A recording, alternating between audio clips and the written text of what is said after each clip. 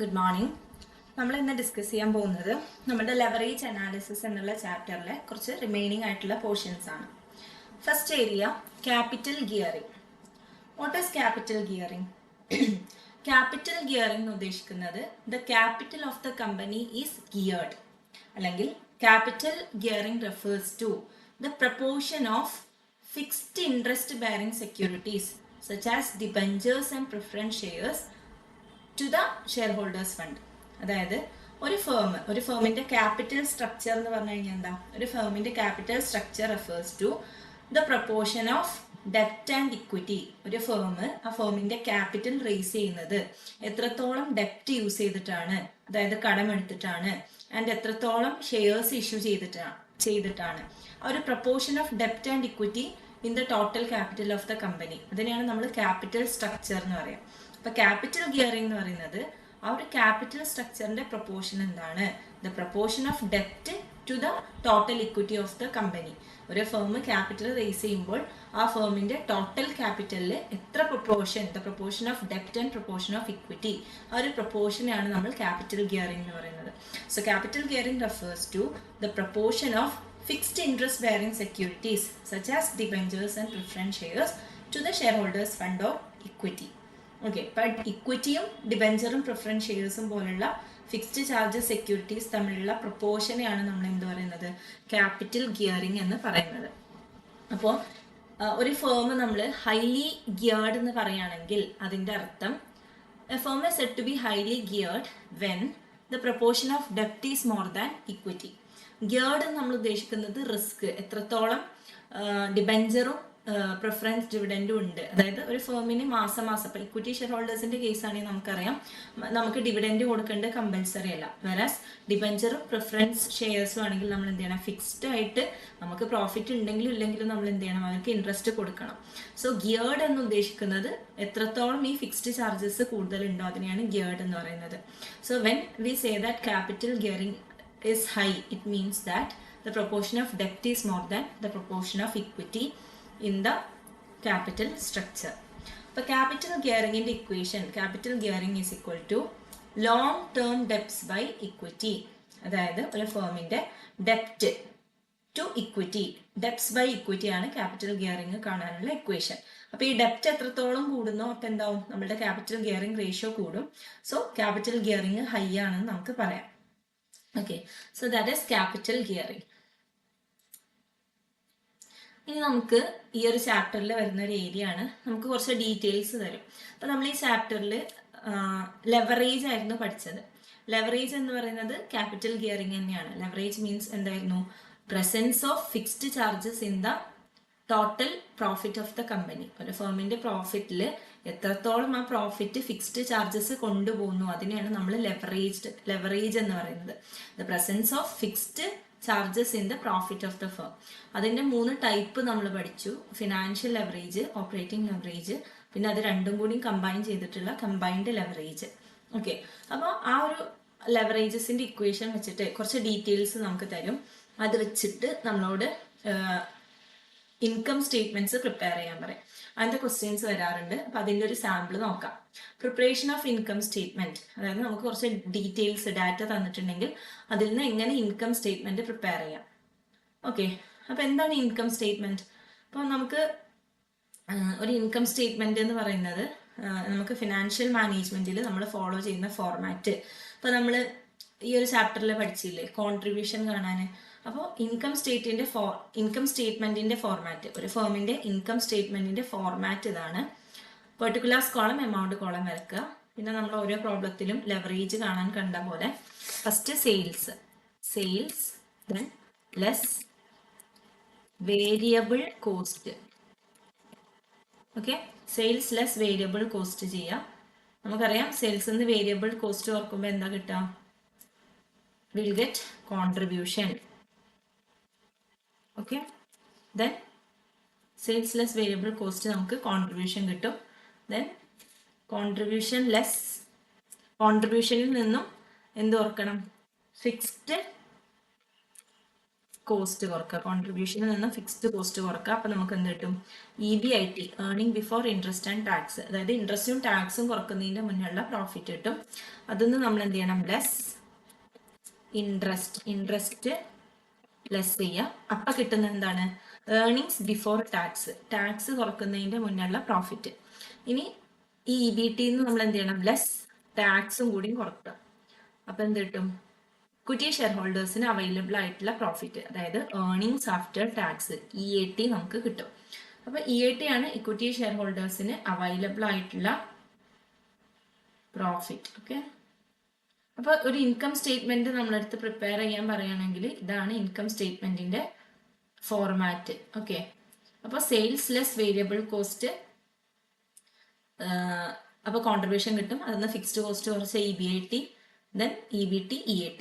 Okay, അപ്പോൾ ഇതാണ് income സ്റ്റേറ്റ്മെന്റിന്റെ ഫോർമാറ്റ്. അപ്പോൾ ആദ്യം നമ്മൾ എന്ത് ചെയ്യും? ഇങ്ങനെ ക്വസ്റ്റ്യൻ തന്നു കഴിഞ്ഞാൽ ഒരു ഇൻകം സ്റ്റേറ്റ്മെന്റിന്റെ ഫോർമാറ്റ് വെക്കാം. അപ്പോൾ നമുക്ക് എന്താണ് ക്വസ്റ്റ്യൻ നോക്കാം. From the following information prepare an income statement for the year ended 31/3/2015. അപ്പോൾ ഇൻകം സ്റ്റേറ്റ്മെന്റ് പറയുമ്പോൾ ഒരു പെർട്ടിക്കുലർ കോളം, എമൗണ്ട് കോളം വരക്കുക. പിന്നെ ഈ ഒരു ഫോർമാറ്റ് എന്തൊക്കെയാണ് ഡീറ്റെയിൽസ്, ഈ ഒരു ഫോർമാറ്റ് നമുക്ക് അറിഞ്ഞിരിക്കണം. ആൻഡ് അപ്പോൾ നമുക്ക് എന്ത് ചെയ്യണം? ആദ്യം നമുക്ക് സെയിൽസ് കിട്ടണം അല്ലേ. അപ്പോൾ ക്വസ്റ്റ്യനിൽ എന്തൊക്കെയാണ് തന്നിട്ടുള്ളത് നോക്കാം. ക്വസ്റ്റ്യനിൽ നമുക്ക് തന്നിട്ടുള്ള ഡാറ്റ, ഫസ്റ്റ് ഓപ്പറേറ്റിംഗ് ലെവറേജ് 3:1 ആണ് നമുക്ക് തന്നിട്ടുണ്ട്. ഓപ്പറേറ്റിംഗ് ലെവറേജിന്റെ ഇക്വേഷൻ നമുക്കറിയാം. അപ്പോൾ ഓപ്പറേറ്റിംഗ് ലെവറേജിന്റെ റേഷ്യോ എന്ന് പറയുന്നത് 3:1 ആണ് തന്നിട്ടുണ്ട്. പിന്നെ അടുത്തത് ഫിനാൻഷ്യൽ ലെവറേജ് 2:1. ഫിനാൻഷ്യൽ ലെവറേജിന്റെ റേഷ്യോ 2:1 ആണ് തന്നിട്ടുണ്ട്. ദെൻ ഇൻട്രസ്റ്റ് ചാർജസ്, ഒരു ഫേമിന്റെ ഇൻട്രസ്റ്റ് ചാർജ് വരുന്നത് 2 lakh ആണെന്ന് നമുക്ക് എന്ത് തന്നിട്ടുണ്ട്. സോറി, 2 lakh അല്ല, 20 lakh ആണെന്ന് നമുക്ക് തന്നിട്ടുണ്ട്. Okay, then tax rate 50%, variable cost ratio. പിന്നെ തന്നിട്ടുള്ളത് വേരിയബിൾ കോസ്റ്റ് റേഷ്യോ, അതായത് ഒരു ഫേമിന്റെ വേരിയബിൾ കോസ്റ്റിന്റെ റേഷ്യോ 60% ആണ്. ഇത്രയും ഡീറ്റെയിൽസ് ആണ് തന്നിട്ടുള്ളത്. അപ്പോൾ നമുക്ക് ഇൻകം സ്റ്റേറ്റ്മെന്റ് പ്രിപ്പയർ ചെയ്യാനുള്ള ഫോർമാറ്റ് ഇതാണ്. ആദ്യം നമുക്ക് എന്ത് വേണം? സെയിൽസ് വേണം. അപ്പോൾ അവിടെ സെയിൽസ് നമുക്ക് തന്നിട്ടുണ്ടോ ക്വസ്റ്റ്യനിൽ? നമ്മൾ ക്വസ്റ്റ്യനിൽ നോക്കാം, സെയിൽസ് തന്നിട്ടില്ല. അപ്പോൾ സെയിൽ കാണാനുള്ള പ്രത്യേകിച്ച് ഒരു ഡാറ്റ നമുക്ക് ക്വസ്റ്റ്യനിൽ തന്നിട്ടില്ല. നമുക്ക് മെയിൻ ആയിട്ട് തന്നിട്ടുള്ളത് ഓപ്പറേറ്റിംഗ് ലെവറേജ്, ഫിനാൻഷ്യൽ ലെവറേജ് ആണ്. ഇതാണ് നമുക്ക് മെയിൻ ആയിട്ട് ക്വസ്റ്റ്യനിൽ തന്നിട്ടുള്ളത്. അപ്പോൾ നമുക്ക് മനസ്സിലായി ഈ ഒരു റേഷ്യോ എന്തെങ്കിലുമൊക്കെ നമ്മൾ സോൾവ് ചെയ്യുകയാണെങ്കിൽ നമുക്ക് എന്തെങ്കിലും ഡാറ്റാസ് കിട്ടും. അപ്പോൾ നമുക്ക് എന്ത് ചെയ്യാം? ഒരു വർക്കിംഗ് നോട്ട് ഉണ്ടാക്കാം. നമുക്ക് തന്നിട്ടുള്ള ഡാറ്റ വെച്ചിട്ട് എന്തൊക്കെ കാണാൻ പറ്റും നോക്കാം. ഓക്കെ, ഫസ്റ്റ് ആയിട്ട് നമുക്ക് ആദ്യം ഇക്വേഷൻസ് എഴുതി നോക്കാം. ആദ്യം ഓപ്പറേറ്റിംഗ് ലെവറേജിന്റെ ഇക്വേഷൻ എന്താ? OL is equal to, operating ലെവറേജിന്റെ ഇക്വേഷൻ നമ്മൾ പഠിച്ചതാണ്, contribution by EBIT.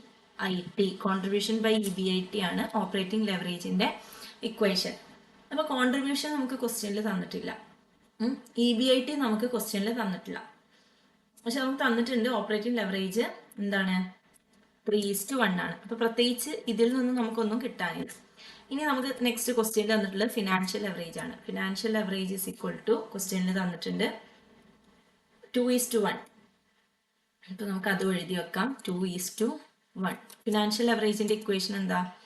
FL is equal to EBIT by EBT. Financial ലെവറേജിന്റെ ഇക്വേഷൻ EBIT by EBT ആണ്. അപ്പോൾ ഇത്രയും നമുക്കറിയാം. പിന്നെ നമുക്ക് ഈ തന്നിട്ടുള്ള ഡാറ്റ വെച്ചിട്ട് എന്ത് ചെയ്യാൻ പറ്റും നോക്കാം. അപ്പോൾ നമുക്ക് ആകെ തന്നിട്ടുള്ള ഒരു എമൗണ്ട് എന്ന് പറയുന്നത് ഇതാണ്, interest charges 20 lakh. Interest 20 lakh ആണെന്നറിയാം. അപ്പോൾ നമ്മൾ ഇൻകം സ്റ്റേറ്റ്മെന്റ് നോക്കുകയാണെങ്കിൽ ഇവിടെ ഇൻട്രസ്റ്റ് അല്ലേ, ഇൻട്രസ്റ്റ് EBIT, അതായത് earnings before interest and tax, എത്രയാണ് നമുക്ക് ഇൻട്രസ്റ്റ് കുറക്കുന്നതിന്റെ മുന്നേ ഉള്ള ഏർണിങ്സ്, അതിൽ നിന്നും ഇൻട്രസ്റ്റ് കുറക്കുകയാണെങ്കിൽ നമുക്ക് എന്ത് കിട്ടും? EBT കിട്ടും എന്ന് നമുക്കറിയാം. അപ്പൊ ഇൻട്രസ്റ്റിന്റെ എമൗണ്ട് നമുക്ക് തന്നിട്ടുണ്ട്, നമുക്ക് ജസ്റ്റ് ഈ സ്റ്റേറ്റ്മെന്റിൽ എഴുതാം, 20 lakh. ഓക്കെ, അപ്പോൾ ഇൻട്രസ്റ്റ് 20 lakh കുറച്ച് കഴിഞ്ഞാൽ നമുക്ക് കിട്ടുന്ന എമൗണ്ട് ആണ് എന്ത്? EBT എന്ന് പറയുന്നത്. ഓക്കെ, കുറക്കുന്ന എമൗണ്ട് നമുക്ക് ബ്രാക്കറ്റിൽ ഇടാം. ഇൻട്രസ്റ്റ് 20 lakh കുറച്ച് കഴിഞ്ഞാൽ കിട്ടുന്ന എമൗണ്ട് ആണ് EBT. അപ്പോൾ നമുക്ക് അത് വെച്ചൊരു ഇക്വേഷൻ സോൾവ് ചെയ്യാം. നമുക്കറിയാം ഫിനാൻഷ്യൽ ലെവറേജിന്റെ ഇക്വേഷൻ EBIT by EBT ആണ്. ഓക്കെ, അപ്പോൾ നമുക്ക് കിട്ടി ഇവിടെ എന്താണ്? EBIT നമുക്ക് ഉള്ള ഈ പ്രോഫിറ്റ് EBITന്ന് ഇൻട്രസ്റ്റ് ആയിട്ടുള്ള 20 ലാക്ക് കുറച്ചാലാണ് നമുക്ക് ഏർണിങ്സ് ബിഫോർ ടാക്സ് കിട്ടുക. അതായത് ടാക്സ് കുറക്കുന്നതിന്റെ മുന്നുള്ള ഇൻട്രസ്റ്റ്. അപ്പോൾ നമുക്ക് ആ ഇക്വേഷൻ ഒന്ന് സബ്സ്റ്റിറ്റ്യൂട്ട് ചെയ്യാം. EBIT മൈനസ് 20 ലാക്ക് ആയിട്ടുള്ള interest is equal to EBT. EBITന്ന് ഇൻട്രസ്റ്റ് 20 ലാക്ക് കുറക്കുന്നതാണ് എന്ത്? Earnings before tax. ഓക്കെ, അപ്പോൾ നമുക്ക് ഇനി ഫിനാൻഷ്യൽ ലെവറേജിന്റെ ഇക്വേഷനിലോട്ട് 2:1 സബ്സ്റ്റിറ്റ്യൂട്ട് ചെയ്യാം. നമ്മളടുത്ത് പറഞ്ഞിട്ടുണ്ട് 2:1 ആണ് EBIT ബൈ EBT എന്നുള്ള ഇക്വേഷൻ. അതായത് 2/1 ഈസ് ഈക്വൽ ടു എന്താണ്? EBIT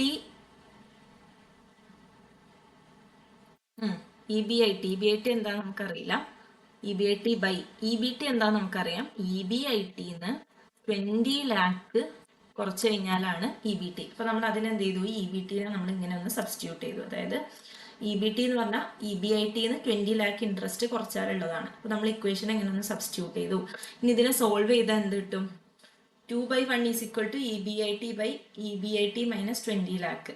ഓക്കെ, അപ്പൊ നമ്മൾ ഇതിനെ സോൾവ് ചെയ്യുമ്പോൾ നമ്മൾ ക്രോസ് മൾട്ടിപ്ലൈ ചെയ്ത് കഴിഞ്ഞാൽ നമുക്ക് കിട്ടും 2 ഇൻറ്റു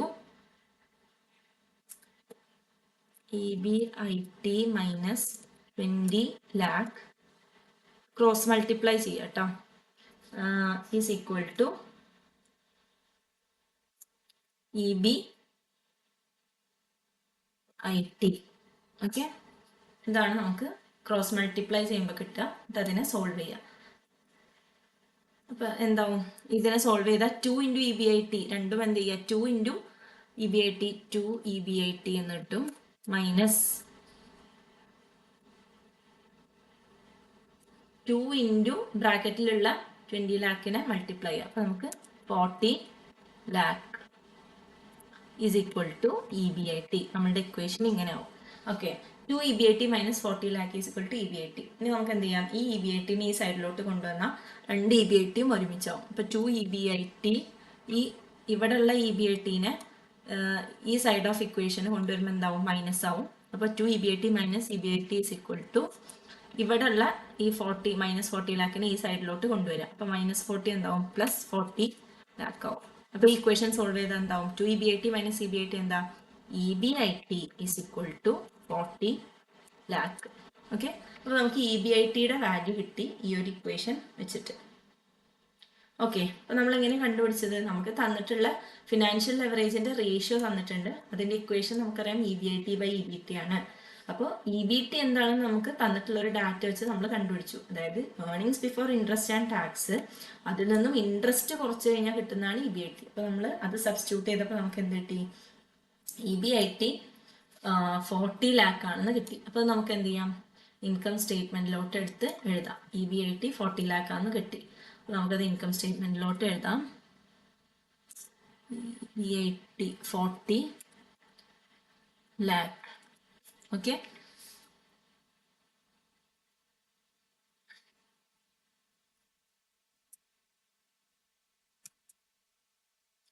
EBIT 40 ലാക്ക് നമ്മൾ എഴുതി.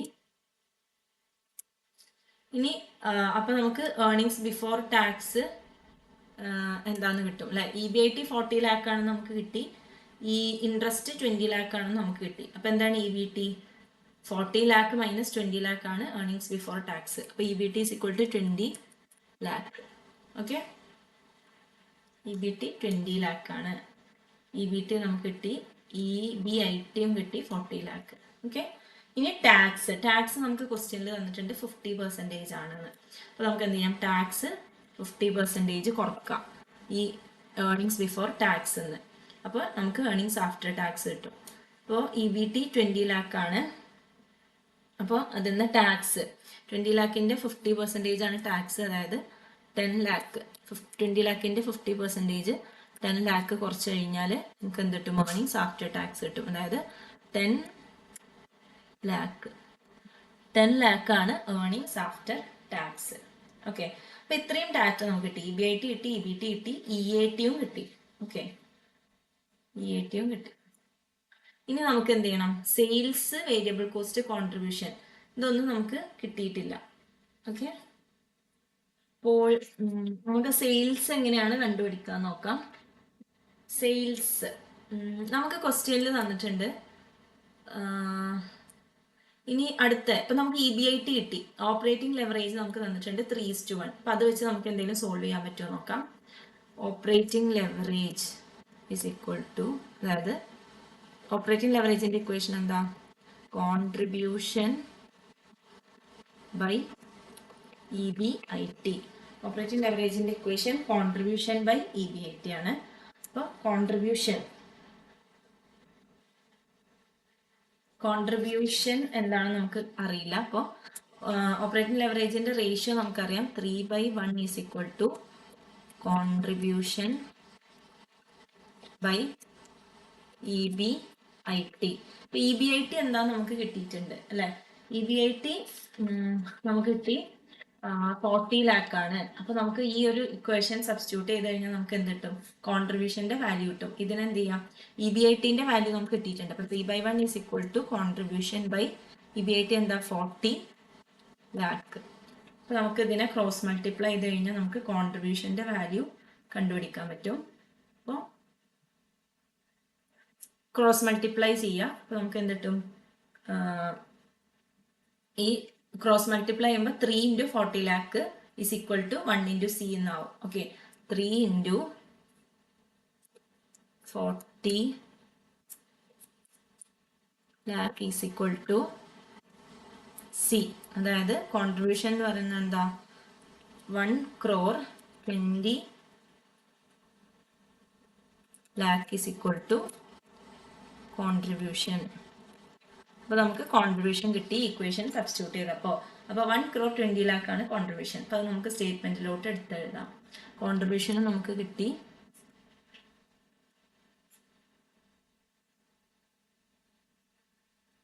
1,20 lakh. ഓക്കെ, അപ്പൊ കോൺട്രിബ്യൂഷൻ നമുക്ക് കിട്ടി. ഇനി നമുക്ക് എന്ത് കിട്ടണം? സെയിൽസും വേരിയബിൾ കോസ്റ്റും കിട്ടണം. അപ്പൊ നമുക്ക് ക്വസ്റ്റ്യനിൽ തന്നിട്ടുണ്ട് വേരിയബിൾ കോസ്റ്റ് റേഷ്യോ ഈ 60%. അതായത് വേരിയബിൾ കോസ്റ്റ് റേഷ്യോ 60%. അതായത് വേരിയബിൾ കോസ്റ്റ് എന്താ? സെയിൽസിന്റെ എത്ര പെർസെൻറ്റേജ് ആണ് വേരിയബിൾ കോസ്റ്റ്? അപ്പൊ തന്നിട്ടുണ്ട് സെയിൽസിന്റെ 60% ആണ് വേരിയബിൾ കോസ്റ്റ്. എത്രയാണോ 100 ആണ് സെയിൽ എന്നുണ്ടെങ്കിൽ അതിൽ 60% വേരിയബിൾ കോസ്റ്റ് ആണ്. അപ്പോൾ നമുക്കറിയാം സെയിൽസ് മൈനസ് വേരിയബിൾ കോസ്റ്റ് ആണ് contribution. Okay, sales minus variable cost ആണ് കോൺട്രിബ്യൂഷൻ.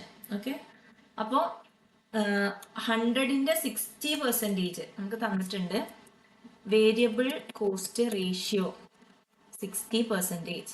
ഓക്കെ, അതായത് സെയിൽസിന്റെ 60% വേരിയബിൾ കോസ്റ്റ് ആണ്. അപ്പൊ നമുക്ക് പറയാം, അങ്ങനെയാണെങ്കിൽ സെയിൽസ് മൈനസ് വേരിയബിൾ കോസ്റ്റ് അല്ലേ contribution? Sale minus variable cost ആണ് കോൺട്രിബ്യൂഷൻ. ഓക്കെ, അപ്പൊ സെയിൽ 100 ആന്ന് വെക്കുക. 100 മൈനസ് 60% ആണ് എന്ത്? കോൺട്രിബ്യൂഷൻ. അപ്പൊ നമുക്ക് പറയാൻ പറ്റും സെയിൽസ് 100ഉം വേരിയബിൾ കോസ്റ്റ് 60 ആണെങ്കിൽ കോൺട്രിബ്യൂഷൻ ഈസ് ഈക്വൽ ടു 40%. അതായത് 60% വേരിയബിൾ കോസ്റ്റ് ആണെങ്കിൽ, സെയിൽസിന്റെ 60% വേരിയബിൾ കോസ്റ്റ് ആണെങ്കിൽ റിമൈനിങ് 40% ആണ് കോൺട്രിബ്യൂഷൻ. ആ ഫേമിന് സെയിലിൽ നിന്ന് കിട്ടുന്ന പ്രോഫിറ്റ് കോൺട്രിബ്യൂഷൻ എന്ന് നമുക്ക് പറയാൻ പറ്റും.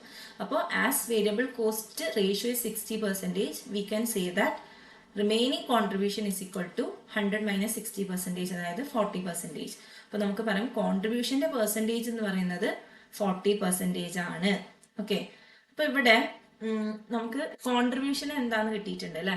Contribution is equal to 1,20 lakh. ഇത് ഓൾറെഡി നമുക്ക് കിട്ടിയതാണ്, നമ്മൾ സോൾവ് ചെയ്തപ്പോൾ കിട്ടിയതാണ്. അപ്പൊ നമുക്ക് പറയാൻ പറ്റും, നമുക്ക് സോൾവ് ചെയ്യാം. സെയിൽസിന്റെ 40/100 ആണ് എന്ത്? കോൺട്രിബ്യൂഷൻ ആയിട്ടുള്ള 1,20 lakh. അപ്പൊ ഇതിൽ നിന്ന് നമുക്ക് എന്ത് ചെയ്യാം? സെയിൽസിനെ സോൾവ് ചെയ്യാം. Sales into 40/100 is equal to 1,20 lakh. അപ്പൊ നമുക്ക് എന്ത് ചെയ്യാം? സെയിൽസ് 40 ഇതിനെങ്ങനെ സോൾവ് ചെയ്യാം? സെയിൽസ് 40 ഈസ് ഈക്വൽ ടു ഈ ബൈ 100നെ അപ്പുറത്തെ സൈഡിലോട്ട് കൊണ്ടുപോവാം. അപ്പൊ എന്താവും? 1,20,00,000 ഈ 100ന്റെ 2 സീറോസും കൂടി ഈ സൈഡിലോട്ട് ബൈ 100 ഉള്ളത് ഈ ഈക്വൽ ടുന്റെ അപ്പുറത്ത് കൊണ്ടുപോകുമ്പോൾ എന്താവും ഇൻറ്റു 100 ആവും. അപ്പോൾ ഈ 100ന്റെ 2 സീറോയും കൂടി ഈ സൈഡിലാവും. അപ്പോൾ നമുക്ക് ഇക്വേഷൻ കിട്ടും 40 സെയിൽസ് ഇസ് ഈക്വൽ ടു 1,20,00,000. അപ്പോൾ ഇനി നമുക്ക് എന്ത് ചെയ്യാം, ഈ സെയിൽസ് ഇൻറ്റു 40, ഇവിടെ സെയിൽസ് ഇൻറ്റു 40 ആണ്. ഇതിൽ സെയിൽസിനെ മാത്രം സോൾവ് ചെയ്യണമെങ്കിൽ sales is equal to 1,20,00,000 by 40. Okay, 1,20,00,000 by 40 ചെയ്യാം. അപ്പോൾ നമുക്ക് എന്ത് കിട്ടും, സെയിൽസ് കിട്ടും. അപ്പോൾ എത്ര സെയിൽസിന്റെ എമൗണ്ട് വരിക, 1,20,00,000 ബൈ 40. അപ്പോൾ സെയിൽസ്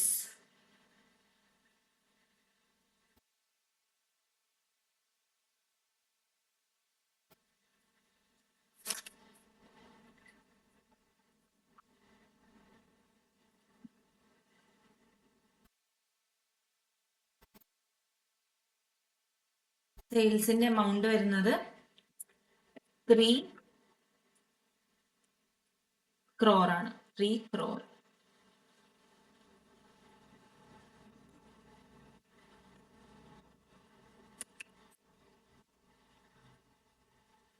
ഓക്കെ,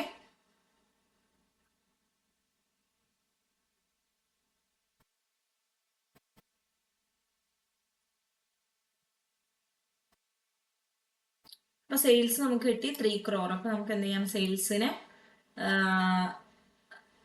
ഇവിടേക്ക് എടുത്ത് എഴുതാം. ഇൻകം സ്റ്റേറ്റ്മെന്റിൽ 3 crore ആണ് നമ്മളുടെ സെയിൽ.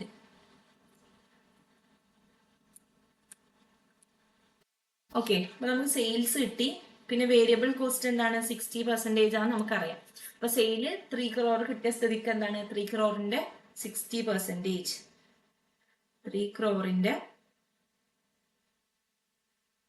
60% ആണ് വേരിയബിൾ കോസ്റ്റ്. അതായത് 1,80,00,000.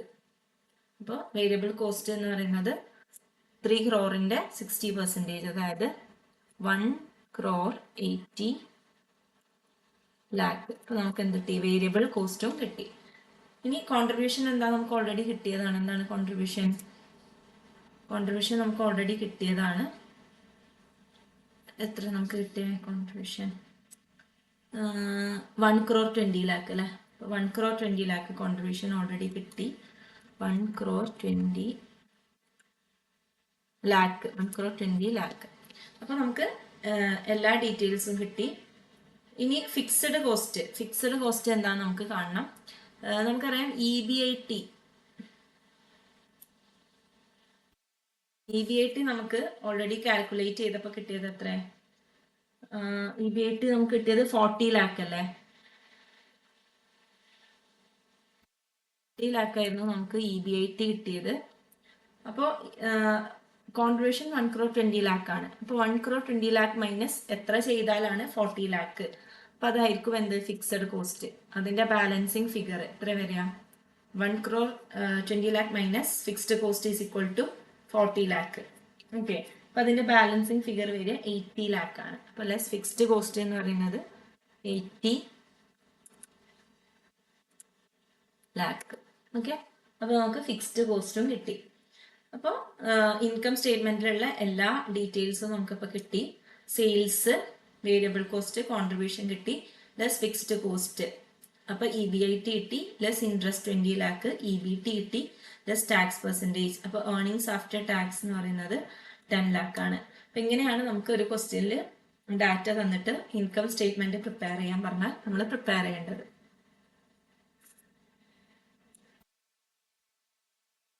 ഓക്കെ, ഇനി നമുക്ക് കുറച്ച് റേഷ്യോസ് ആണ് ഡിസ്കസ് ചെയ്യാനുള്ളത്. ഈ ഒരു ചാപ്റ്ററിൽ കുറച്ച് റേഷ്യോസ് പഠിക്കാനുണ്ട്. നമുക്ക് ഓരോ ക്വസ്റ്റ്യൻ തന്നിട്ട് ആ ക്വസ്റ്റ്യൻ്റെ അണ്ടറിൽ നമ്മളോട് ഈ റേഷ്യോസ് കാൽക്കുലേറ്റ് ചെയ്യാൻ പറയും. First ratio return on investment ratio.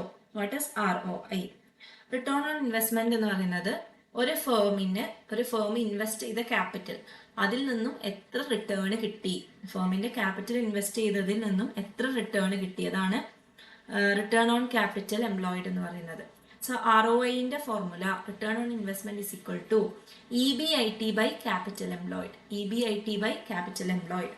അതായത് ക്യാപിറ്റൽ എംപ്ലോയിഡ് എന്ന് പറയുമ്പോൾ എന്താണ്, ആ ഫേം മൊത്തമായിട്ട് ആ ഫേമിൻ്റെ ക്യാപിറ്റൽ, അതായത് capital employed is equal to ഡെപ്റ്റ് പ്ലസ് ഇക്വിറ്റി. ആ ഫേമിൻ്റെ എത്ര ഡെപ്റ്റ് ഉണ്ട് പ്ലസ് എത്ര ഇക്വിറ്റി ഉണ്ട്, ഇതാണ് ക്യാപിറ്റൽ എംപ്ലോയിഡ്. EBIT എന്ന് പറയുമ്പോൾ earnings before interest and tax by capital employed, ഡെപ്റ്റ് പ്ലസ് ഇക്വിറ്റി ചെയ്യുമ്പോഴാണ് റിട്ടേൺ ഓൺ ഇൻവെസ്റ്റ്മെന്റ് കിട്ടുന്നത്. Next ratio asset turnover ratio. Asset turnover ratio, asset turnover ratio is equal to sales by total asset. അതായത് ഒരു ഫേമിന്റെ total asset എത്രയാണ്, ആ അസറ്റ്സിനനുസരിച്ച് ഒരു കമ്പനിക്ക് എത്ര സെയിൽ കിട്ടി, അതാണ് അസറ്റ് ടേൺ ഓവർ റേഷ്യോ എന്ന് പറയുന്നത്. ഒരു കമ്പനി മൊത്തം അസറ്റ് മേടിച്ചതിൽ എത്ര സെയിൽസ് ആയി പോയി. അപ്പൊ sales by total asset is equal to asset turnover ratio. ഇനി അടുത്തത് P ratio, price earning ratio. P ratio is equal to market price by EPS. Price earning ratio പറയുന്നത് ഒരു ഫേമിന്റെ share, അതായത് ഒരു കമ്പനിയുടെ ഷെയറിന്റെ മാർക്കറ്റ് പ്രൈസ് എന്താണ്, അത് divided by EPS. ഇപ്പൊ പ്രൈസ് ഏർണിംഗ് എന്ന് പറയുന്നത് ഒരു ഇൻഡിവിജ്വൽ, ഒരു ഷെയർ ഹോൾഡർ ആ കമ്പനിയുടെ ഷെയർ മേടിക്കാൻ എത്ര കാശ് ചെലവായി, മാർക്കറ്റ് പ്രൈസ് ആയിരിക്കുമല്ലോ ആ ഷെയറിന്റെ വാല്യൂ, ആ കമ്പനിയുടെ മാർക്കറ്റ് പ്രൈസിനനുസരിച്ച് എത്ര ഏർണിങ്സ് അയാൾക്ക് റിട്ടേൺ ആയിട്ട് കിട്ടുന്നുണ്ട്. So price is to earnings, ആ നമ്മൾ ഇൻവെസ്റ്റ് ചെയ്ത പ്രൈസ് അതിന് എത്ര ഏർണിങ്സ് കിട്ടുന്നുണ്ട്, അതാണ് പ്രൈസ് ഏർണിംഗ് റേഷ്യോ അല്ലെങ്കിൽ PE റേഷ്യോ പറയുന്നത്. So PE ratio is equal to market price of the share by EPS. നമ്മൾ ആ മാർക്കറ്റ് പ്രൈസ്, നമ്മൾ മേടിച്ച ഷെയറിന്റെ റേഷ്യോ ടു നമുക്ക് ആ ഷെയറിൽ നിന്നും കിട്ടുന്ന ഏർണിങ്സ്, അതായത് ഏർണിങ്സ് പെർ ഷെയർ. ഇതാണ് നമുക്ക് പഠിക്കാനുള്ള 3 ഇക്വേഷൻസ്. ഇനി ഇത് വെച്ചിട്ട് നമുക്ക് കുറച്ച് ക്വസ്റ്റ്യൻസ് സോൾവ് ചെയ്യാം. ഫസ്റ്റ് വൺ, ഈ ഡാറ്റ തന്നിട്ടുണ്ട്, അതിന് നമുക്ക് A firm has EBIT of 27 lakh. Firm has EBIT of 27 lakh. Also, it has a debt of 45 lakh and equity of 55 lakh. Calculate the firm's ROI. ഫേമിൻ്റെ details തന്നിട്ടുണ്ട്. ഇനി അതിന് return on investment കാണാൻ പറയാണ്. അപ്പോൾ ROIന്റെ formula, return on investment is equal to എന്താണ്, EBIT by capital employed. Okay, capital employed C is equal to ഡെപ്റ്റ് plus equity. ഇവിടെ ഡെപ്റ്റ് എന്താണ്, ഒരു കമ്പനിയുടെ ഡെപ്റ്റ് വന്നിട്ടുണ്ട് 45 lakh, അത് പ്ലസ് ഇക്വിറ്റി വന്നിട്ടുണ്ട് 55 lakh. ഇതാണ് ആ കമ്പനിയുടെ ക്യാപിറ്റൽ എംപ്ലോയിഡ്. അപ്പോൾ capital employed is equal to 1 crore. ഡെപ്റ്റും ഇക്വിറ്റിയും കൂട്ടുമ്പോൾ നമുക്ക് എന്ത് കിട്ടും, 1 crore കിട്ടും. ഓക്കെ, അപ്പോൾ ഇതാണ് ക്യാപിറ്റൽ എംപ്ലോയിഡ്. പിന്നെ എന്താണ് ROI എങ്ങനെ കാൽക്കുലേറ്റ് ചെയ്യാം, ROI is equal to EBIT by capital employed. EBIT വന്നിട്ടുണ്ട് 27 lakh ബൈ ക്യാപിറ്റൽ എംപ്ലോയിഡ് കിട്ടി 1 crore. അപ്പോൾ ROI is equal to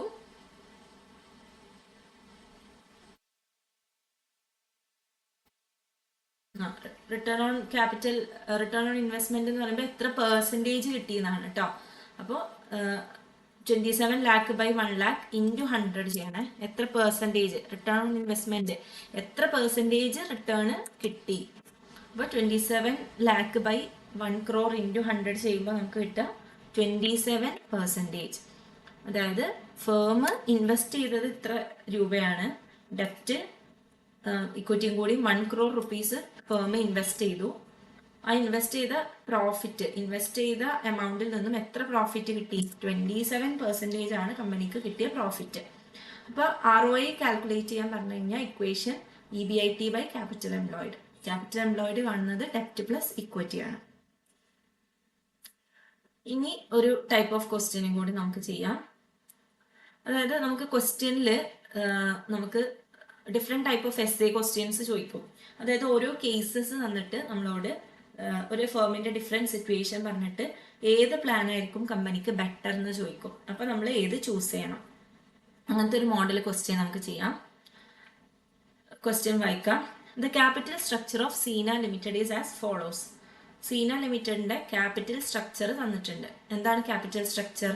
capital structure എന്ന് പറയുന്നത് എന്താണോ ആ കമ്പനിയുടെ മൊത്തം ക്യാപിറ്റൽ, എങ്ങനെയാണ് ആ കമ്പനി മൊത്തം ക്യാപിറ്റൽ റേസ് ചെയ്തത്, അതിന്റെ ഫോർമാറ്റ് ഇതാണ്. Equity share capital 20 lakh. 20 lakh equity shares ഉണ്ട്. റീറ്റെയിൻഡ് ഏർണിങ്സ്, ആ കമ്പനിയുടെ റീറ്റെയിൻഡ് ഏർണിങ്സ്, ഇവിടെ ഇക്വിറ്റി ഷെയർ ക്യാപിറ്റലിന്റെ എമൗണ്ട് റുപ്പീസ് തന്നിട്ടുണ്ട് കേട്ടോ. റുപ്പീസ് 100, ഒരു ഷെയറിൻ്റെ വാല്യൂ 100 ആണ്. ദെൻ റീറ്റെയിൻഡ് ഏർണിങ്സ് പ്രകാരം 10 lakh റേസ് ചെയ്തിട്ടുണ്ട്. ദെൻ 9% പ്രിഫറൻസ് ഷെയർസ് ഉണ്ട്, 2 lakh ആണ്, 12 lakh ആണ് എമൗണ്ട്. ദെൻ 7% ഡിബഞ്ചേഴ്സ് ഉണ്ട്, 8 lakh ആണ് എമൗണ്ട്.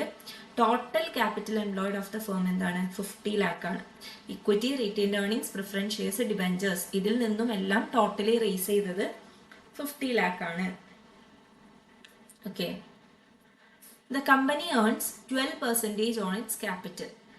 Tax rate 50% തന്നിട്ടുണ്ട്. The company requires additional capital of 25 lakh to finance its expansion programs for which the following alternatives are available. പിന്നെ നമ്മളടുത്ത് പറയാണ് കമ്പനിക്ക് ഫർദർ എക്സ്പാൻഷന് വേണ്ടിയിട്ട് ഒരു 25 lakh റുപ്പീസും കൂടി ആവശ്യമുണ്ട്. ഓക്കെ, ആ 25 lakh എടുക്കാൻ ആ കമ്പനിയുടെ കയ്യിൽ ഓൾട്ടർനേറ്റീവ്സ് തന്നിട്ടുണ്ട്. ഓക്കെ, 25 lakh ഫർദർ കമ്പനിക്ക് ഫണ്ട് ആവശ്യമുണ്ട്. അത് റേസ് ചെയ്യാൻ 3 ഓൾട്ടർനേറ്റീവ്സ് ABC എന്ന് പറഞ്ഞിട്ട് 3 കേസ് തന്നിട്ടുണ്ട്. എന്തൊക്കെയാണ് കേസ്? കേസ് എ, ആ കമ്പനിക്ക് എന്ത് ചെയ്യാം?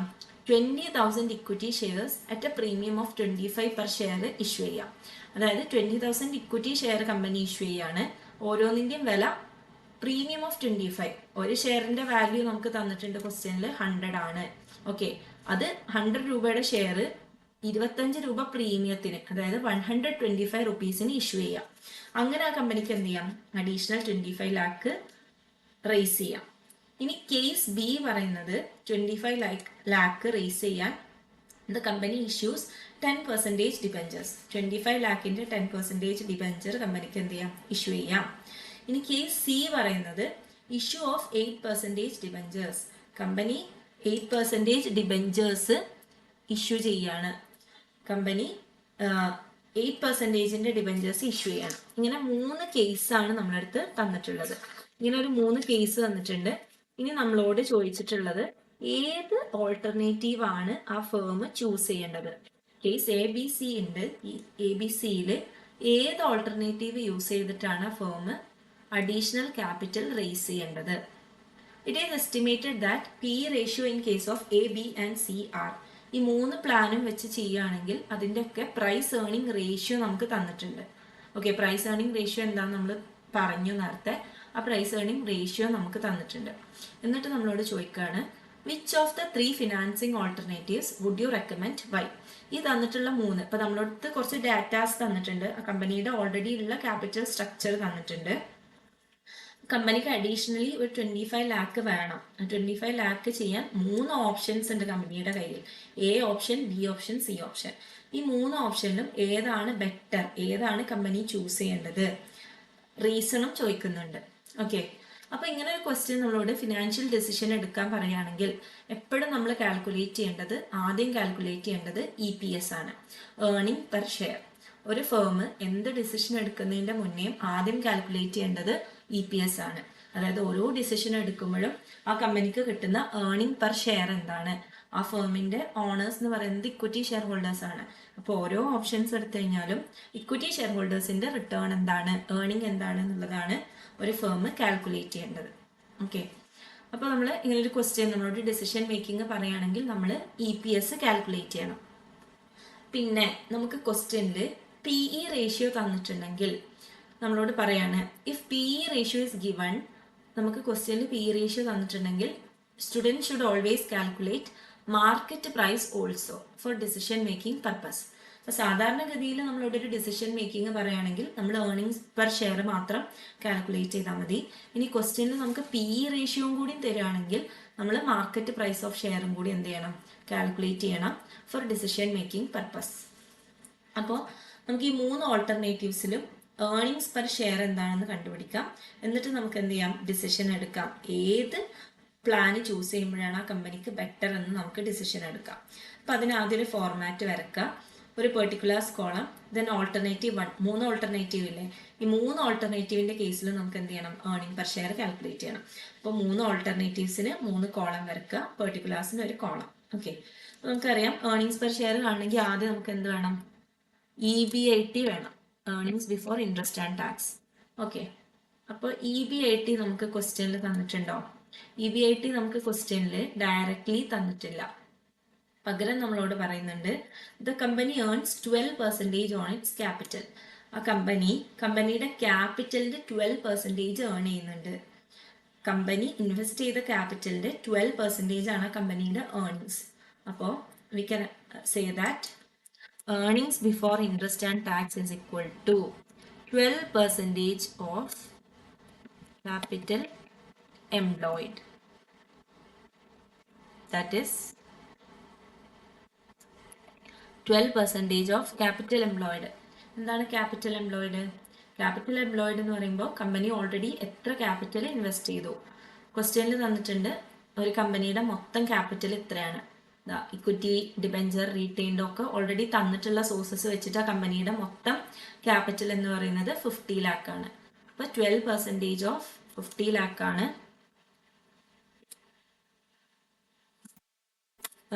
ആ കമ്പനിയുടെ EBIT. അപ്പോൾ 50 lakhന്റെ 12% എന്ന് പറയുമ്പോൾ ആ കമ്പനിയുടെ EBIT എന്ന് പറയുന്നത്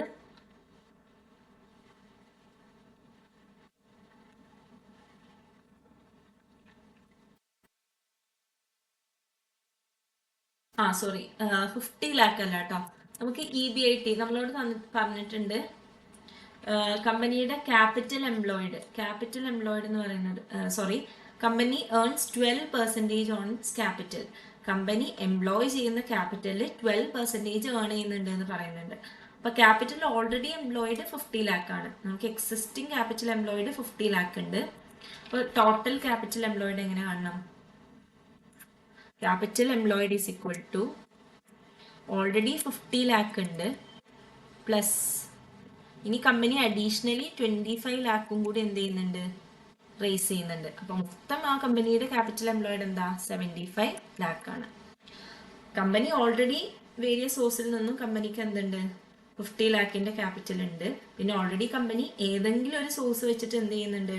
25 lakh റേസ് ചെയ്യുന്നുണ്ട്. ഇതിൽ ഏത് റേസ് ചെയ്താലാണ് ബെറ്റർ എന്നാണ് നമ്മളോട് ചോദിക്കുന്നത്. അപ്പൊ ആക്ച്വലി മൊത്തം ക്യാപിറ്റൽ എംപ്ലോയിഡ് എന്താ?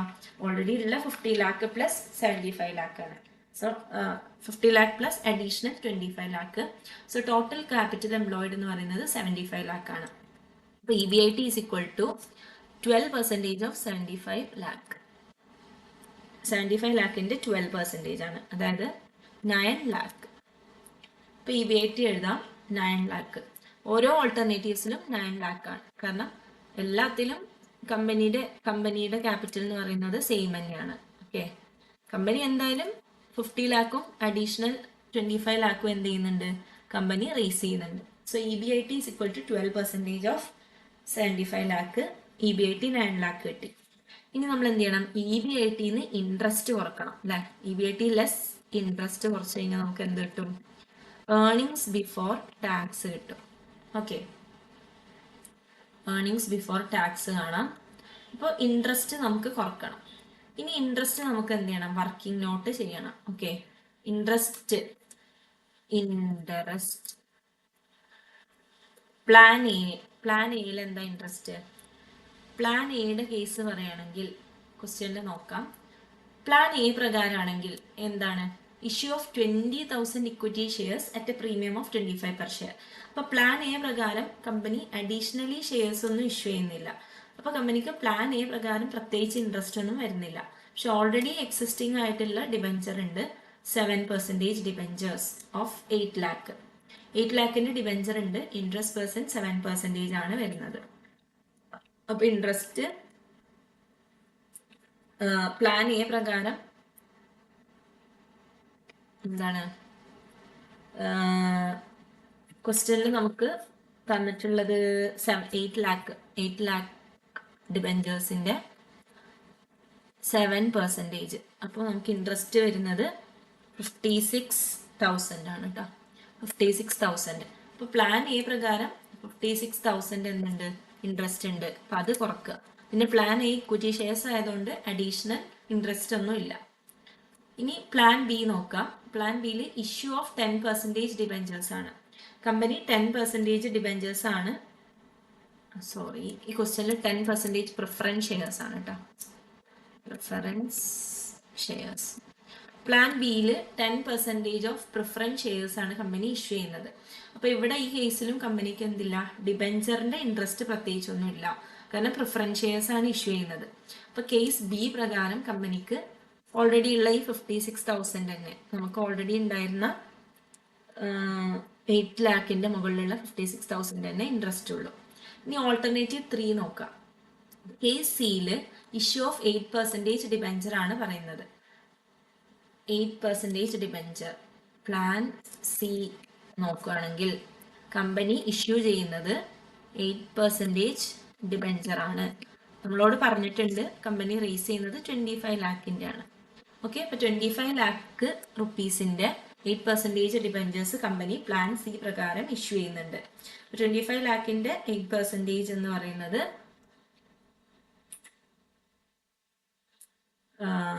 ആണ് പ്ലാൻ സി പ്രകാരം ആ കമ്പനിയുടെ ഇൻട്രസ്റ്റ്, അതായത് 2 ലാഖ്. ഓക്കെ, അപ്പോൾ പ്ലാൻ സി പ്രകാരം കമ്പനിയുടെ ടോട്ടൽ ഇൻട്രസ്റ്റ് എന്താണ്? Total interest is equal to already ഉള്ള 56,000 പ്ലസ് അഡീഷണലി ഡിബെഞ്ചർ ഇഷ്യൂ ചെയ്ത കാരണമുള്ള 2 ലാഖും. ഓക്കെ, അപ്പോൾ ടോട്ടൽ ഇൻട്രസ്റ്റ് എന്ന് പറയുന്നത് 2,56,000 ആണ്. Okay, equal to 2,56,000. ഇതാണ് ആ കമ്പനിയുടെ total interest under plan C. അപ്പോൾ പ്ലാൻ സിയിൽ 2,56,000 എങ്ങനെയാണ് വന്നത്? 56,000 പ്ലസ് 2 ലാഖ്. അപ്പോൾ ഇൻട്രസ്റ്റ് കുറച്ചു. ഇനി നമുക്ക് EBIT ഇൻട്രസ്റ്റ് കുറച്ച് കഴിഞ്ഞാൽ 9 ലാഖ് മൈനസ് 56,000 നമുക്ക് 8,44,000 കിട്ടും. EBIT under plan 1. പ്ലാൻ ബിയിലും സെയിം തന്നെയാണ്, 8,44,000. ഇനി പ്ലാൻ സി. പ്ലാൻ സിയിൽ എന്താണ്? 9 ലാഖ് മൈനസ് 2,56,000. അപ്പോൾ 6,44,000 ആണ് പ്ലാൻ സിയിൽ പ്രകാരമുള്ള EBIT. ഓക്കെ, ഇൻട്രസ്റ്റ് 3 കുറച്ചപ്പോൾ നമുക്ക് EBIT കിട്ടി, EBT കിട്ടി, അതായത് ടാക്സ് കുറക്കുന്നതിൻ്റെ മുന്നുള്ള പ്രോഫിറ്റ്, ഏർണിങ്സ് ബിഫോർ ടാക്സ്. ഇനി നമ്മൾ എന്ത് ചെയ്യണം? ലെസ് ടാക്സ് കുറക്കണം ഓരോ പ്ലാനിൽ നിന്നും. അപ്പോൾ ടാക്സ് കുറക്കുമ്പോൾ നമുക്ക് എന്ത് കിട്ടും? ഏർണിങ്സ് ആഫ്റ്റർ ടാക്സ് കിട്ടും. ഈ കിട്ടിയിട്ടുള്ള EBT നമ്മൾ ടാക്സ് കുറച്ച് കഴിഞ്ഞാൽ നമുക്ക് എന്ത് കിട്ടും? ഏർണിങ്സ് ആഫ്റ്റർ ടാക്സ് കിട്ടും. അപ്പോൾ ഓരോ EBIT നമ്മൾ എന്ത് ചെയ്യാം? ടാക്സ് കുറക്കുക. ടാക്സ് പെർസെൻറ്റേജ് നമുക്ക് ക്വസ്റ്റ്യനിൽ തന്നിട്ടുള്ളത് 50% ആണ്. Okay, tax 50%. ടാക്സ് കുറക്കുക. 50% എന്ന് പറയുമ്പോൾ ഓരോന്നിൻ്റെ പകുതിയാവും. അപ്പോൾ 8,44,000 50%, 4,22,000 ടാക്സ് കുറക്കുക. ഇതും സെയിം തന്നെയാണ്, 4,22,000. ഓക്കെ, ഇനി കേസ് സിയിൽ 6,44,000 50% ആണ്. അപ്പോൾ 3,22,000. അപ്പോൾ ഈ 3 കേസിൽ നിന്നും ടാക്സ് കുറക്കുക. അപ്പോൾ നമുക്ക് എന്ത് കിട്ടും? ഏർണിങ്സ് ആഫ്റ്റർ ടാക്സ് കിട്ടും. കേസ് എ 4,22,000, കേസ് ബിയിലും 4,22,000, കേസ് സിയിൽ 3,22,000. അപ്പോൾ ഓരോന്നിൻ്റെയും ഏർണിങ്സ് ആഫ്റ്റർ ടാക്സ് നമുക്ക് കിട്ടി. ഓക്കെ, ഏർണിങ്സ് ആഫ്റ്റർ ടാക്സ് കിട്ടി. അപ്പോൾ ഇനി നമുക്ക് എന്ത് ചെയ്യാം? EPS കാൽക്കുലേറ്റ് ചെയ്യാം. ഇനി നമുക്ക് ക്വസ്റ്റ്യനിൽ പ്രിഫറൻസ് ഡിവിഡൻഡ് തന്നിട്ടുണ്ടെങ്കിൽ, okay, earnings after tax equity share ഹോൾഡേഴ്സിന് EPS കിട്ടിയ ക്വസ്റ്റ്യനിൽ പ്രിഫറൻസ് ഷെയർസ് ഉണ്ടെങ്കിൽ EPS എന്ന് പറയുന്നത് ഏർണിങ്സ് ആഫ്റ്റർ ടാക്സ് എന്ന് പ്രിഫറൻസ് ഡിവിഡൻഡും കൂടി കുറച്ചിട്ടുള്ള ഇൻകാണ്. അപ്പോൾ EAT less preference dividend, EAT preference ഡിവിഡൻഡും കൂടി കുറക്കണം EPS കാൽക്കുലേറ്റ് ചെയ്യാൻ. പ്ലസ് പ്രിഫറൻസ് ഡിവിഡൻഡ് എത്രയാണ് നോക്കുക ക്വസ്റ്റ്യനിൽ. പ്രിഫറൻസ് ഡിവിഡൻഡ് ഓൾറെഡി എക്സിസ്റ്റിംഗ് തന്നിട്ടുണ്ട്, 12 lakh 9% preference shares. Working note ചെയ്യാം. പ്രിഫറൻസ് ഷെയർസ് പ്ലാൻ എക്ക് ഓൾറെഡി എക്സിസ്റ്റിംഗ് ആയിട്ടുള്ള preference shares 12 lakh 9% preference shares. 12 ലാക്കിൻ്റെ 9% ഓൾറെഡി പ്രിഫറൻസ് ഷെയർസ് ഉണ്ടായിരുന്നു. 12 ലാക്കിൻ്റെ 9% എന്ന് പറയുമ്പോൾ 1,08,000 ഓൾറെഡി പ്രിഫറൻസ് ഷെയർസ് ഉണ്ട്. അപ്പോൾ പ്ലാൻ എന്റെ കേസിൽ 1,08,000 പ്രിഫറൻസ് ഡിവിഡൻഡ് കുറക്കണം. 1,08,000 പ്രിഫറൻസ് ഡിവിഡൻഡ് കുറച്ചു. ഇനി പ്ലാൻ ബിന്റെ എന്താണ്? കേസ് ബി പറയുമ്പോൾ issue of 10% preference shares. Case ബിയില് പ്ലാൻ ബിയില് preference shares, okay, preference shares എന്താണ്? ഓൾറെഡി ഉള്ള 1,08,000 ഉണ്ട്, പ്ലസ് അഡീഷണലി കമ്പനി 25 ലാക്കിൻ്റെ പ്രിഫറൻസ് ഷെയർസും കൂടി ഇഷ്യൂ ചെയ്തിട്ടുണ്ട്. എത്രയാണ് ഇൻട്രസ്റ്റ്? 10%. അപ്പോൾ 1,08,000 പ്ലസ് 25 ലാക്കിൻ്റെ 10% കൂടി പ്രിഫറൻസ് ഷെയർസ് പ്രിഫറൻസ് ഡിവിഡൻഡ് വരും. അപ്പോൾ 25 ലാക്കിൻ്റെ 10% എന്ന് പറയുമ്പോൾ 2,50,000. അപ്പോൾ മൊത്തം പ്ലാൻ ബിന്റെ പ്രിഫറൻസ് ഡിവിഡൻഡ് വരുന്നത് 1,08,000 പ്ലസ് 2,50,000, അതായത് 3,58,000 ആണ് വരുന്നത്. ഓക്കെ, അപ്പോൾ 3,58,000 പ്രിഫറൻസ് ഡിവിഡൻഡ് ആയിട്ട് കുറക്കുക. 3,58,000. ഇനി കേസ് സിയിൽ സെയിം തന്നെയാണ്. കേസ് സി ഡിബെഞ്ചർ വെച്ചിട്ടാണ് ഇഷ്യൂ ചെയ്യുന്നത്. ഇപ്പോൾ ഓൾറെഡി ഉള്ള 1,08,000 തന്നെ ഉള്ളൂ, അതും കുറക്കുക. അപ്പോൾ നമ്മൾ ഇതിൽ നിന്ന് മൂന്നിന്നും, ഇപ്പോൾ EAT 3 കേസിൽ നിന്നും EATയിൽ നിന്നും പ്രിഫറൻസ് ഡിവിഡൻഡ് കുറക്കുക. അപ്പോൾ കിട്ടുന്നതാണ് നമുക്ക് നെറ്റ് ഇൻകം. ഈ സാധാരണ നമ്മൾ ഏർണിങ്സ് പെർ ഷെയർ കാണാൻ എന്ത് ചെയ്യും? Earnings after tax by number of shares ആണ്. പക്ഷെ പ്രിഫറൻസ് ഡിവിഡൻഡ് ഉണ്ടെങ്കിൽ ഏർണിങ്സ് ആഫ്റ്റർ ടാക്സിന് പ്രിഫറൻസ് ഡിവിഡൻഡ് കൂടി കുറക്കണം. ആ ഇൻകത്തിൽ നിന്നും വേണം നമ്മൾ EPS കാണാൻ. അപ്പോൾ ഓരോ EATയിൽ നിന്നും പ്രിഫറൻസ് ഡിവിഡൻഡ് കുറക്കുക. അപ്പോൾ ആദ്യത്തെ കേസിൽ 4,22,000 മൈനസ് 1,08,000. അപ്പോൾ നമുക്ക് 3,14,000 കിട്ടും നെറ്റ് ഇൻകം. 3,14,000. അടുത്ത കേസിലും 4,22,000 മൈനസ് 3,58,000. അപ്പോൾ നമുക്ക് 64,000 കിട്ടും നെറ്റ് ഇൻകം. ഇനി മൂന്നാമത്തെ കേസിൽ 3,22,000 മൈനസ് 1,08,000.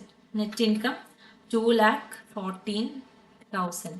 3 കേസിൻ്റെ നെറ്റ് ഇൻകം നമുക്ക് കിട്ടി. ഇനി നമ്മൾ എന്ത് ചെയ്യണം? ഏർണിങ്സ് പെർ ഷെയർ കാൽക്കുലേറ്റ് ചെയ്യണം. ഓക്കെ, ഏർണിങ്സ് പെർ ഷെയർ നമുക്ക് കാൽക്കുലേറ്റ് ചെയ്യാം. EPS എന്താണ്? EPS is equal to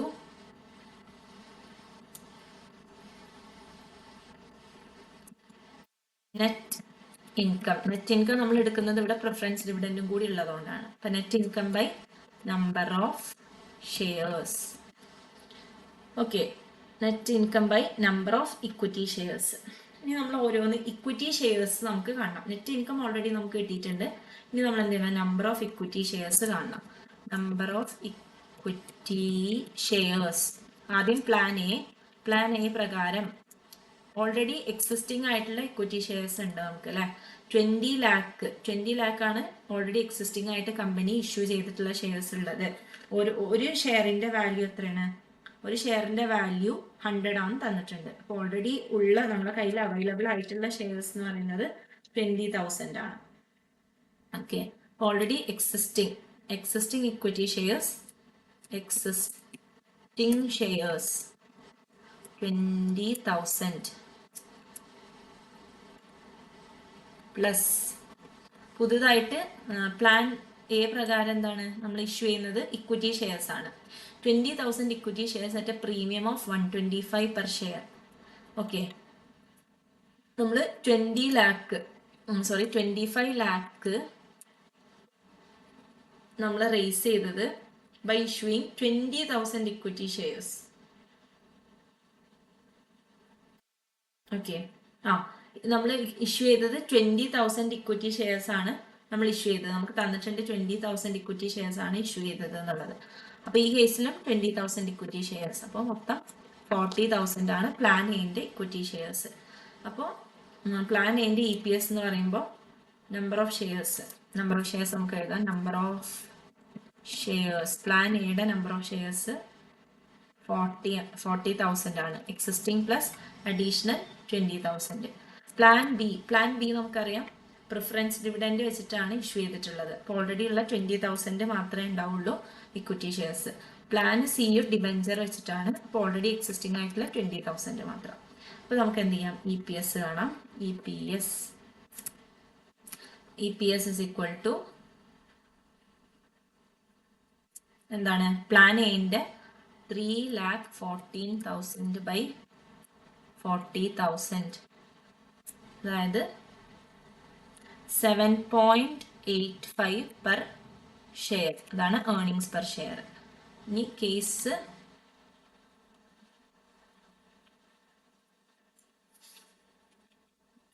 ബിയുടെ ഏർണിങ്സ് പെർ ഷെയർ വരുന്നത്, ഏർണിങ്സ് ആഫ്റ്റർ നെറ്റ് ഇൻകം വരുന്നത് 64,000 ആണ്. സോ 64,000 ഡിവൈഡഡ് ബൈ 20,000 ആണ് ഇക്വിറ്റി ഷെയർസ്. അപ്പോൾ 3.20 പെർ ഷെയർ കിട്ടും. അപ്പോൾ 3.20 പെർ ഷെയർ ആണ് പ്ലാൻ സി പ്രകാരം നമ്മൾ ക്യാപിറ്റൽ റേസ് ചെയ്യുകയാണെങ്കിൽ കിട്ടുന്ന earning per share.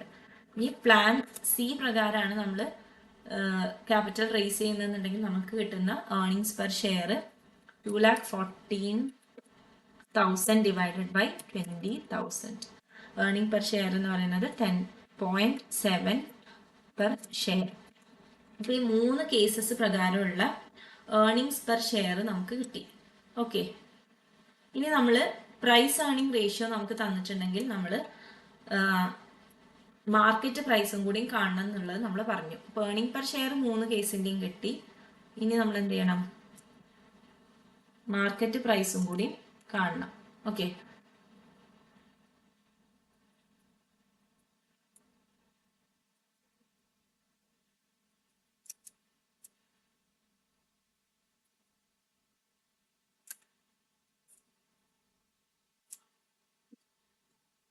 Market price of shares. അപ്പോൾ ഓരോന്നിൻ്റെയും പ്രൈസ് ഏർണിംഗ് റേഷ്യോ നമുക്ക് തന്നിട്ടുണ്ട്. പ്രൈസ് ഏർണിംഗ് റേഷ്യോ എത്രയാണ്? കേസ് എന്റെ ക്വസ്റ്റ്യൻ പ്രകാരം തന്നിട്ടുള്ളത് കേസ് എന്റെ 21.4 ആണ്. ഓക്കെ, പി റേഷ്യോ തന്നിട്ടുണ്ട്. കേസ് എയുടെ മാർക്കറ്റ് പ്രൈസ് ഓഫ് ഷെയർസ് നമുക്ക് കാണണം. പ്രൈസ് ഏർണിംഗ് റേഷ്യോ നമുക്ക് വർക്കിംഗ് നോട്ടിൽ ചെയ്യാം. P ratio of case A നമുക്ക് തന്നിട്ടുണ്ട്. 21.4 ആണ്. ഓക്കെ, അതായത് പ്രൈസ് ഏർണിംഗ് റേഷ്യോ എന്തായിരുന്നു? Market price by EPS is equal to 21.4. Okay, market price നമുക്ക് എന്താണ് തന്നിട്ടില്ല, അതാണ് നമ്മൾ കണ്ടുപിടിക്കേണ്ടത്. So equation MP by EPS ഓരോന്നിൻ്റെയും നമുക്ക് കിട്ടി അല്ലേ. കേസ് എൻ്റെ EPS എന്താ? 7.85. So MP by 7.85 is equal to 21.4. ഇങ്ങനെയാവും നമ്മുടെ ഇക്വേഷൻ. ഓക്കെ, അപ്പോൾ MP ഇതിൽ നിന്ന് സോൾവ് ചെയ്തൂടെ. MP ഈസ് ഈക്വൽ ടു എന്താ?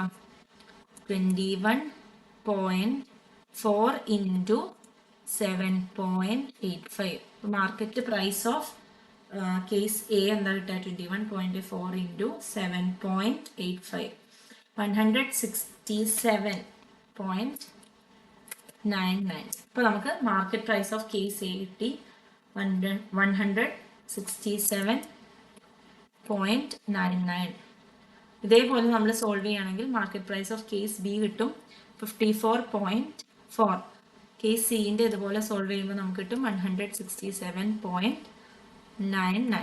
ഓക്കെ, അപ്പം ഇങ്ങനെയാണ് നമ്മൾ. അപ്പോൾ നമ്മളോട് ഒരു ഫിനാൻഷ്യൽ 3 പ്ലാൻ തന്നിട്ട് നമ്മളോട് ഏത് ചൂസ് ചെയ്യണമെന്ന് പറയുകയാണെങ്കിൽ നമ്മൾ ഇങ്ങനെ വേണം കാൽക്കുലേറ്റ് ചെയ്യാൻ. ഓരോന്നിൻ്റെയും ഏർണിംഗ് പെർ ഷെയർ കാണണം. ഇനി നമുക്ക് പ്രൈസ് ഏർണിംഗ് റേഷ്യോ തന്നിട്ടുണ്ടെങ്കിൽ നമ്മൾ മാർക്കറ്റ് പ്രൈസും കൂടി കണ്ടിട്ട് വേണം നമ്മൾ എന്ത് ചെയ്യാൻ, ഒരു ഡിസിഷൻ എടുക്കാൻ. ഇനി നമുക്ക് ഡിസിഷൻ എഴുതണം. നമ്മൾ EPSഉം കണ്ടു, മാർക്കറ്റ് പ്രൈസും കണ്ടു. ഇനി ഏത് ഡിസിഷനാണ്, ഏത് പ്ലാനാണ് നമ്മൾ ചൂസ് ചെയ്യേണ്ടത്, ഏത് പ്ലാൻ പ്രകാരമാണ് നമ്മൾ ഫണ്ട് റേസ് ചെയ്യേണ്ടത്, അതാണ് നമുക്ക് ചൂസ് ചെയ്യാനുള്ളത്. ഓക്കെ, അപ്പോൾ നമുക്ക് ഏർണിംഗ് പെർ ഷെയർ നോക്കുമ്പോൾ ഇതാണ് ഏർണിംഗ് പെർ ഷെയർസ് കിട്ടുന്നത്. അപ്പോൾ ഏർണിംഗ് പെർ ഷെയർ നമ്മൾ നോക്കുമ്പോൾ ആദ്യത്തെ കേസ് നോക്കാം. ആദ്യത്തെ കേസിൻ്റെ 7.85 ആണ്, രണ്ടാമത്തെ കേസിൻ്റെ 3.2, മൂന്നാമത്തെ കേസിൻ്റെ 10.7. ഏർണിംഗ് പെർ ഷെയർ നോക്കുമ്പോൾ ഏതിലാണ് കൂടുതൽ? ഏർണിംഗ് പെർ ഷെയർ ഏറ്റവും കൂടുതൽ വരുന്നത് പ്ലാൻ 3ക്കാണ്, ഓൾട്ടർനേറ്റീവ് 3ക്കാണ്. അതുപോലെ മാർക്കറ്റ് പ്രൈസും പ്ലാൻ 3ക്ക് തന്നെയാണ് കൂടുതൽ. So as per EPS the alternative C should be selected. നമ്മൾ ഡിസിഷൻ എഴുതുക, ബിക്കോസ് ഏർണിംഗ് പെർ ഷെയർ കൂടുതൽ ഓൾട്ടർനേറ്റീവ് സിയിലാണ്. അപ്പോൾ നമ്മളോട് ഒരു ഡിസിഷൻ ചൂസ് ചെയ്യാൻ പറയുകയാണെങ്കിൽ നമ്മൾ എന്ത് ചെയ്യണം? ഏർണിംഗ് പെർ ഷെയർ നമ്മൾ കാൽക്കുലേറ്റ് ചെയ്യണം. ഓക്കെ, അപ്പോൾ ഇങ്ങനെ ഇപ്പോൾ ഇത്രയും ഏരിയാസ് ഇന്ന് പഠിക്കുക.